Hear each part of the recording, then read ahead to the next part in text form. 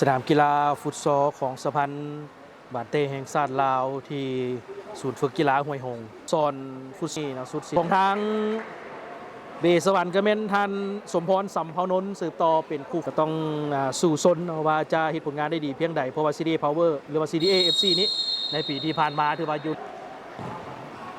ยาวๆมาจะเอาไปขึ้นทั้งขวาถึงนี้ในรันดักได้นิรันดร์จังหวะนี้โอ้โหอ้าวยังครึ่งเอาไว้ก่อนฝากหลังมาเปิดแล้วยู่คนเดียวโอ้โหผู้ลินของ CDA ยับดันขึ้นมาใส่แต่จงไว้หนึ่งผู้ลินของเบสวรรค์ห้อยท้ายโอ้โหแบบบานจ่ายยัดในนิโก้ไล่หนีแล้วโอ้ถือว่าจอได้ตามปองเลยเอาเป็น3ประตูแล้วในตอนนี้เอาตั้งให้เอาบาลไหลออกมาฝากมาก่อนแล้วหักคอแล้วโอ้โห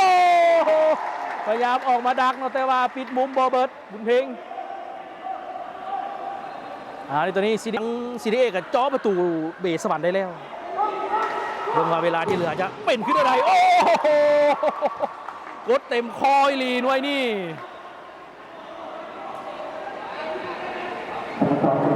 จากการยิงของสุริจักร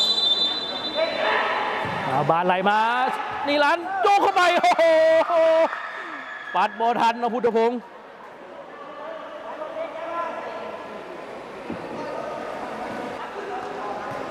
จับลงแล้วสุริศสมนิดไหลแต่ว่าโตเติมซ่าเกินอ้าวโอ้ได้ประตูถือว่า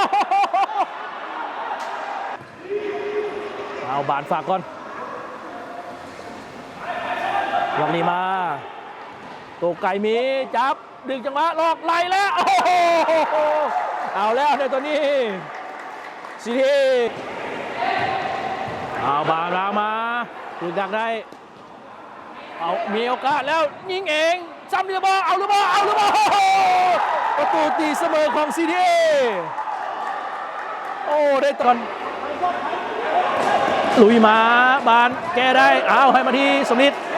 เซงวันนี้ไล่ต่อมาเอาหรือเปล่าเอาหรือไม่โอ้โหขึ้นนำได้ในตอนนี้CDAโอ้โหให้เข้ามา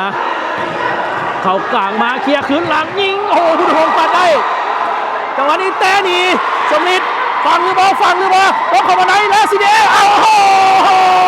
เป็น7ประตูต่อ5โอ้แบบนี้3คะแนนของCDAการคิงดอมพบกับม